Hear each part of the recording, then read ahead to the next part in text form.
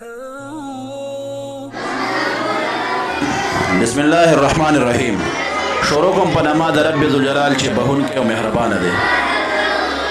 دا چې کوم ویډیو تاسو ګورئ ورونو، دا هغه ماشومان چې دي د امتحان د تیاری لپاره لګیا دي، کوشش کوي.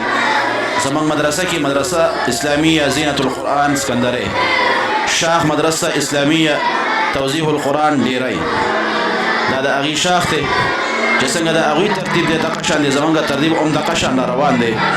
تاسو د ماشومان نه د هغې دپاره تیاری کوئ. په کال کې زمونږ 3 امتحانې، یو سمایي بل ششماهي. دا 3 میاشتې بس کوم امتحان و هغه شوی دی، دا اوس ششماهي امتحان دی. تاسو دې ماشومانو ته ګورئ، هغه خپل ماشومان چې کوم دی دا په مدرسه کې داخل کوي. د ماشومانو د ښایسته ښکلا ته وګورئ، ښایسته محنت ته وګورئ. خپل بچي چې څومره دي او دا شان بار ګرځي، تاسو خپل ماشومان مدرسه کې داخل کړئ چې په هر ځای کې کم ځای کې څوک نادره وایي، څوک حفظ کوي. دا به د دنیا دپاره هم د خیر ذریعه وي او د آخرت دپاره هم چې کوم دی د نجات ذریعه وي. چې تاسو وکتو ورونو، دا مسجد کې ماشومان ناست اوس موږ مدرسې ته هلته ننوځو. تاسو به دا چې څومره قرا حضرات دي، حفاظ حضرات دي، دا تاسو وینئ. د دې ماشومانو نه امتحان اخلي. دا د ماشومانو هغه محنت، هغه ثمره دا د استادانو مخې ته راولي چې آیا استادانو څومره محنت کړی دی، کمزوري پکې شته که نشته دی، ماشوم کې څومره کمزوري ده. نو انشاءالله دا به چې کوم دی دا به موږ ته ظاهره شي چې څومره استادان د مدرسې دي، چې څومره نګران د مدرسې دي، دا هغوی ته چې کوم دی ظاهریږي چې آیا دوی څومره محنت کړی دی، څومره کوشش یې کړی دی. نو انشاءالله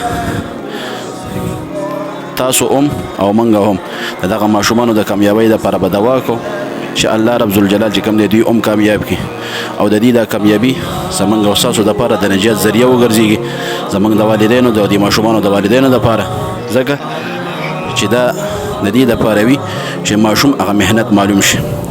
انشاءالله خپل ماشومان څنګه چې تاسو ته ما مخکې ویل، ماشومان چې کوم دی مدرسه کې داخل کوي او ثواب دارین په دې باندې حاصل کړي چې دا ماشومان کم سبق وي، نو دا به زموږ او ستاسو دپاره د نجات ذریعه وي. په دنیا کې هم ښکلا ده، په آخرت کې هم ښکلا ده. جزاک الله جي.